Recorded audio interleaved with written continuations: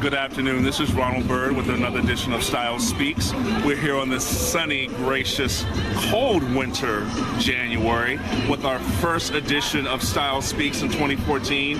Our segment this month is called Artist and Artistry. And who better than to talk about his artistry than the one I can't even, look, he got me all twisted, I can't even talk. The one and only Ricky Roberson. How you doing? I've been interviewing all morning. My tongue is sticking to my lips and all that kind of stuff. Good to see you, brother. Hey, good to see you. All right. Work with me.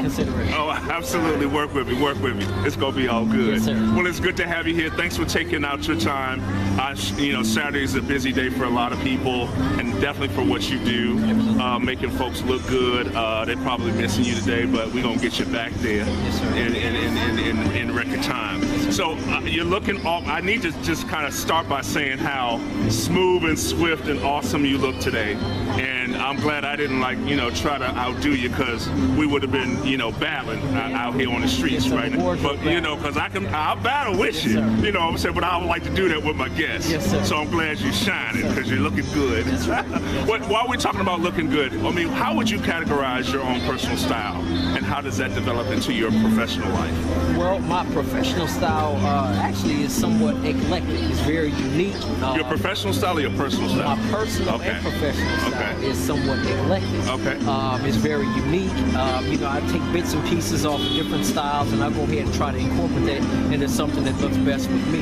And what I think is best about that term, eclectic, is I actually use that and turn that into my branding for my barbering. So I'm affectionately known as Ricardo, the eclectic groomsman. Okay, right. I like that, because I like that word eclectic too. Yes, sir. Okay, so when you everybody's definition is different. I mean, you can go from sporty, dressy, hip hop, casual, whatever the look is. But what is? Okay, we talked about both personal and professional, but I want to talk more about your personal look and kind of where does I think we talked initially when we talked about setting up the interview, like where your style kind of derives from, where it comes from, the influences in your family, and how you were brought up. Talk a little bit about that. I thought that was an interesting conversation we were having. Okay, well, it's actually two parts, so it's an interesting dichotomy there. I'm actually from Columbus, Ohio, so I was born in the Midwest. The Midwest actually has a different type of style. Right. We tend to be a little more conservative. Okay. Maybe on the East Coast it might be baggy jeans or casual look. Right. Well, with us, it's slacks and some loafers. Right. So I've actually used that as my particular style, and that's really my dress down. It can be business casual, and again, it's a universal look as far as the style. But I'm best known for being really neat and very meticulous. So I got fine lines. I can see that. Even to maybe my mustache, I'll get the scissors and I'll go down and I'll tweak until there's nothing left to tweak it. It's like, can we leave for the show now? Can you come out the bathroom now? Yeah, absolutely. Yeah, I ain't hanging out with you. No. But go ahead, I'm sorry. Yes, sir. So again, that's what my style is. And like I said, here within this barbering industry, I've actually been able to use that to parlay that into my own image as well with barbering. One thing that I'm trying to do is set myself apart. I come from corporate America, so I had the suit and tie, IT recruiting thing for 22 years, and I ended up getting laid off in 2009, so I forced me to go back and do something, so I went back to school to get a trade. But I was able to use that corporate America image and bring that into barbering. That's savvy. So that kind of sets me apart.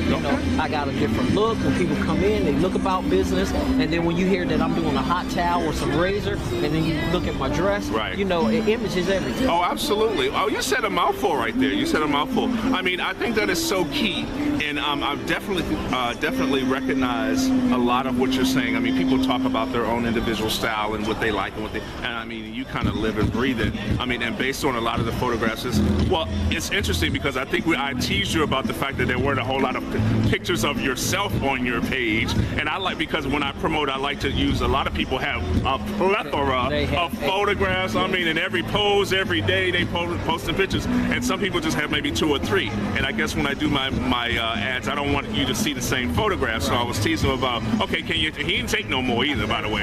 I was like, can you take a couple of more pictures for me? Because I'm tired of posting these same 2-3 pictures. But anyway, but the thing is, that only told me that you're really professional. You're really concerned about what you do and making somebody else look good. And the whole, I can show you me in my work. It's kind of what it said about me. In an instance, but more importantly, you just don't have time to be standing in front of the camera. More importantly, no, I don't feel like I picture well. I don't feel like I'm. Right? I don't okay, feel well, like we didn't know that. Like I'm the photogenic guy. I feel like I have to take several takes at disagree. it, and that sort of thing. And that's pretty much it.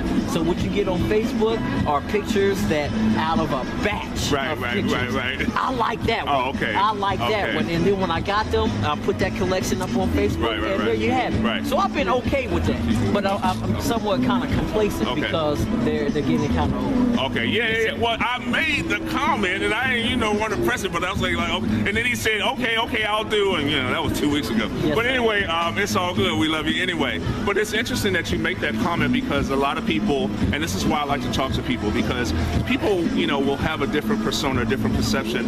By looking at you today, you would not think that you would not necessarily feel, not that you say you weren't comfortable in front of the camera, but you just don't think that you photograph that well, or you're that photogenic, and you're not one of these people that take a picture every time you stop at a corner. Nope. You're not that guy, but you wouldn't be able to, you look so great, and you wear clothes well. So it's interesting that people who actually look good and wear clothes well aren't that way, but it's interesting. Yeah, it's very interesting to me. But it takes, I beg to differ. I think you should take more pictures. You look awful great today, and people need to see that. You need to take this picture, put that on Facebook. Well, that's what we're gonna do that. Hopefully we get some good pictures. Well, we're gonna take some with me and you, and I'm gonna let you take some by yourself, so you can put me out the picture. How about that, Michael? But and how did that? You talked about where you're from. Well, who are some of your influences? Because I think the whole style piece, and as we transition real quickly into your professional part, who were some of the influences real quickly growing up? Well, I mean, in your family. My strongest influences, of course, are my parents, and they're still alive. They've celebrated their 51st anniversary last August, and they're still together. My dad was a good-looking guy, sharp, grown up, always looked good when he dressed up, and I always kind of mirrored wanted to mirror that. My mom, big Eastern Star, very ladylike. I remember growing up, she had the waist that was only like 26 inches. Little diva. Yeah, but she's like 5'8". So my mom has an elegant style as well. And they kind of all grown into their own elegant beauty, if you will, growing up. But I had a cousin, Marvin, he passed away, and he was all into fashion. And man, he was my favorite cousin. But if there was anything as far as styling influences or nuances, it would have been him. Wonderful. Well, talk a little bit about, we want to get this in before we close. Talk a little bit about your grooming, your full service operation you got going on, and where can we find you, and what you're working on next. Okay, great. Interesting that we had this interview, because as a result, I actually am moving my operation to a Silver Spring location. I'm actually at 7908 Georgia Avenue, downtown Silver Spring. Which is right up the street. And I'm actually branding myself as a full service barber. So not only can you just come in here and get a nice cut and a nice shape up, but I put the razor on your face. I'm a hot towel shave, razor shave. I use tea tree oil, but I've also been developing my own products as well. One of the things that I also do at the tail end of all of my services is I use a steam towel, and what I created is a quote-unquote glow back. When you put a razor or clippers on your face, it's oftentimes bruising to the outer layer of the skin. We got 3 layers, and that's the epidermis. This product right here allows your cells to be able to regenerate, and once you take that hot towel off, you've got this glow in your skin. Say it's my glow back. So I have those products, and that's actually on sale as well. All right. Well, we're promoting some products and all that kind of good stuff. So you're talking about where you're gonna be. There already. Oh, you're there already. Already started. They wanted me to come in on Sunday, but they needed me. Yeah. Well, I've been actually there this week. Okay. Yeah. Well, okay. So what's your website, Facebook? How can people? They want some. It's after the holiday season, but there's some some events coming up and they want to get all, tightened up, where they can go. Yes, sir. Well, I have a mobile barbering operation, so you can actually reach me at 202-213-8462. You can schedule an appointment, and actually you can go from there. Like I said, I'm bringing my service to people as well. If you can't get to me, I'm actually coming to you.